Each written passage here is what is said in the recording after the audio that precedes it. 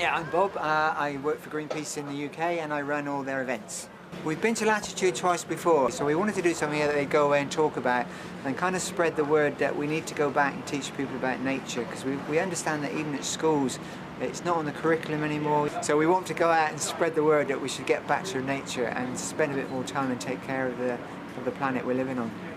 It was aimed at what we call Inbetweeners. So we wanted to give them some action, because Greenpeace is a kind of an action-led organisation. So we've kind of got Monkey Do, who are people who build adventure playgrounds, to come and throw up all these nets and climbing things, so that's part of it. And then we've got some people called the Canoe Man, who are going to come and do bushcraft stuff, a bit like what Ray Mears does. So it's kind of, if you were stranded in the wild, how you'd survive with food and cooking and food for free. So it's a kind of a mixture of things, but the message behind it is to try and get people back to their roots, back to nature, and realise that milk comes from cows, not out of cartons. Okay, I'm Mark Wilkinson, I'm the Canoe Man, and we're here working with Greenpeace in the woods, providing an introduction to bushcraft for all the people and all the revellers at the festival here. We were approached by Greenpeace asking us to put on something that will give people, particularly young people, an introduction to bushcraft, get them out into the woods and get them to understand how they can live and work with their environment. What we're going to be doing is a short session, introductory session, 2-hour sessions of 4 different activities: making bread, all the way through to nettle cordage, which is making ropes and strings. In this instance they're going to be making some bracelets and some necklaces and all that sort of thing.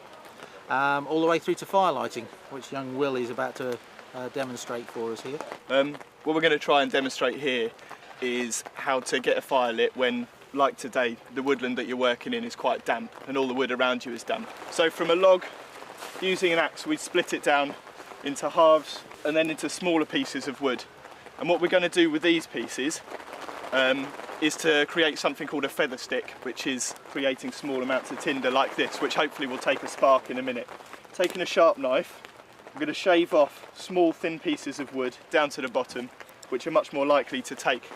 Once you got to about that stage, we can just break that off, and it's these curly bits of wood here that'll hopefully allow us to take a spark later on. We're going to use a magnesium flint and steel to start the fire going, and hopefully the spark created by this is going to be taken by the inside or the outside of this birch bark here. We're going to strike the sparks towards the birch bark. With that we can put another little bit of birch bark on there. Its natural resins should create a bit of flame, on which we can now place our feather sticks that we made earlier. Once that's going, some smaller bits of the stick that we shaved off earlier, what was left of the feather sticks, can be placed on top.